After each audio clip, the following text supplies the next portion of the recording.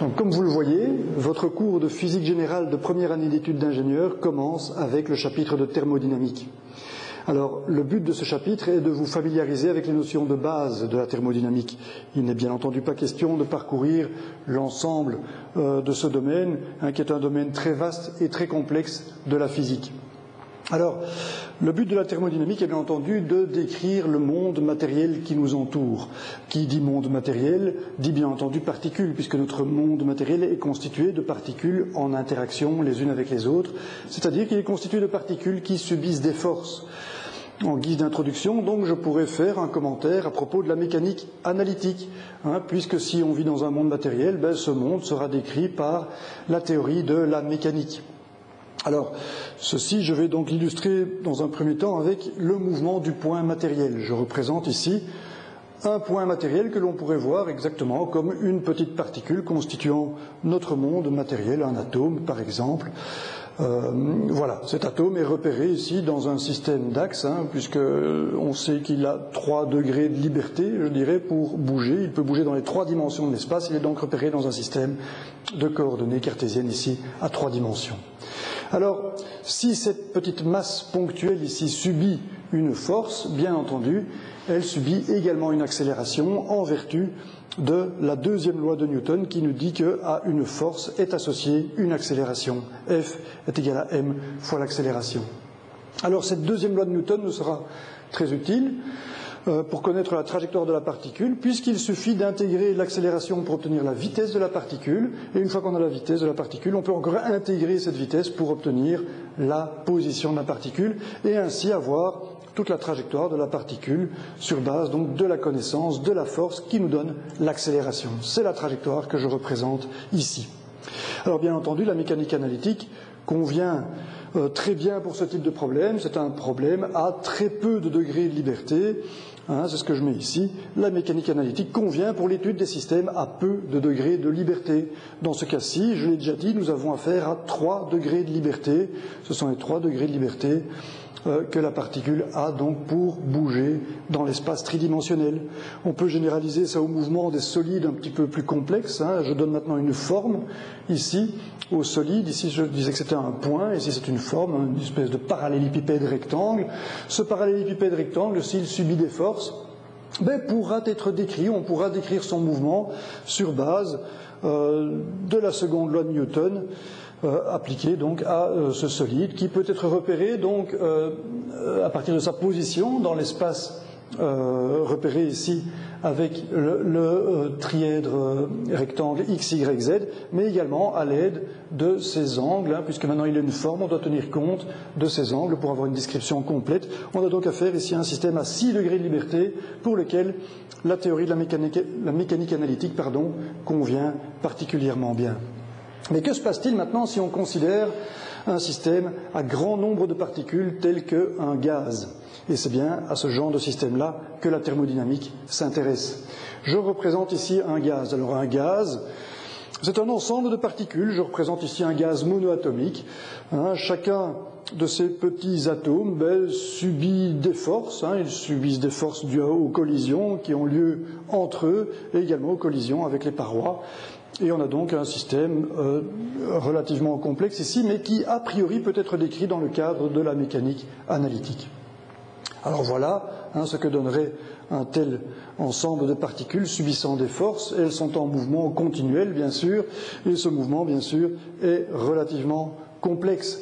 Si on a affaire à un nombre macroscopique d'atomes, je vais dire n atomes, n étant de l'ordre du nombre d'Avogadro, pour un volume macroscopique, on aura un système à 3n degrés de liberté, puisque chaque atome lui-même a 3 degrés de liberté. Si on a n, on a bien ici affaire à un système à 3n degrés de liberté. Alors, comme je le disais, si je prends un volume macroscopique, j'aurai un nombre d'atomes qui sera comparable au nombre d'Avogadro, c'est-à-dire de l'ordre de 10 exposant 23.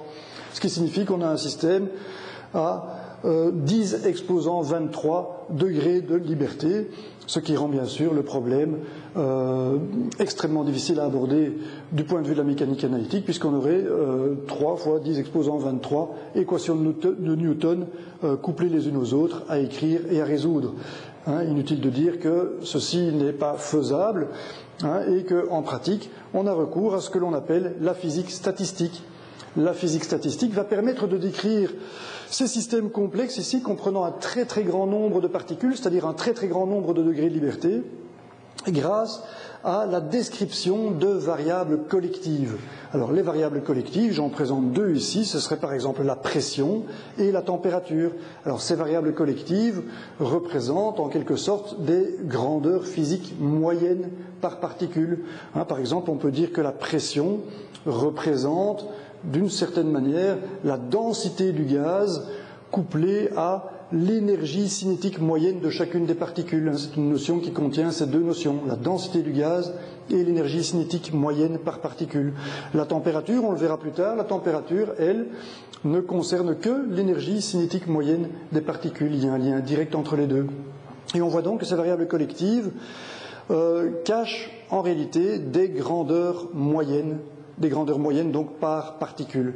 Donc on ne décrira plus les particules en détail, on ne pourra pas dire exactement quelle est la trajectoire d'une particule donnée dans ce gaz, bien sûr, mais ce que l'on fera, c'est qu'on décrira l'état de ce gaz au travers de ces grandeurs moyennes, ou autrement dit, ces variables collectives. Alors voilà, ces variables collectives donc sont décrites par ce que l'on appelle la physique statistique, et la physique statistique a une branche plus particulière qu'on appelle la thermodynamique, à laquelle on va donc s'intéresser dans ce chapitre. On va plutôt nous-mêmes s'intéresser à ce que l'on appelle la thermodynamique générale, qui concerne en fait la théorie du transfert d'énergie, de la conversion de l'énergie. Pour symboliser ça, j'ai représenté ici une chambre à piston contenant un gaz ici.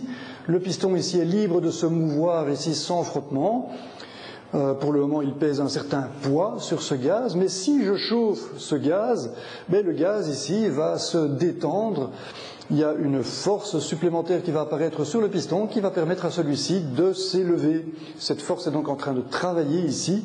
Nous pouvons récupérer un travail mécanique à partir de l'échauffement, c'est-à-dire qu'on a converti l'énergie thermique ici, fournie ici avec le feu ici, en énergie mécanique de déplacement ici du piston. Et la thermodynamique générale, qui sera donc l'objet de ce chapitre, s'intéresse à ce type de phénomène. Alors, je l'ai déjà dit, la thermodynamique est un domaine très vaste, il ne faut pas l'oublier. La thermodynamique permet en réalité l'étude de l'évolution des systèmes complexes, pris au sens général du terme. Par exemple, la thermodynamique est extrêmement précieuse dans le domaine de la chimie, pour décrire par exemple ce qui se produit dans des réactions chimiques complexes. La thermodynamique est une discipline tout à fait indispensable à la chimie. De même en biologie, la biologie utilise beaucoup la thermodynamique, notamment pour expliquer ici la formation de rayures sur la peau du zèbre. Et en parlant de ça, bien sûr, je vais bien sûr ici citer Ilya Prigogine, qui est le prix Nobel de chimie de l'ULB. Il a reçu son prix Nobel en 1977 parce qu'il s'intéressait, parce qu'il a étudié, c'est un des pionniers dans l'étude de ce que l'on appelle les structures dissipatives. Alors les structures dissipatives sont des formes structurées qui apparaissent spontanément dans les systèmes complexes. Ça apparaît dans le domaine de la chimie. Ilya Prigogine était d'ailleurs un chimiste. Et également dans le domaine de la biologie, dans l'étude de la morphogénèse, la notion de structure dissipative intervient et permet notamment d'expliquer la formation ici des rayures sur la fourrure de ce zèbre. Donc voilà, ceci c'est pour le cadre général, c'est donc l'introduction à la thermodynamique. Nous allons maintenant commencer avec des notions plus précises de thermodynamique générale.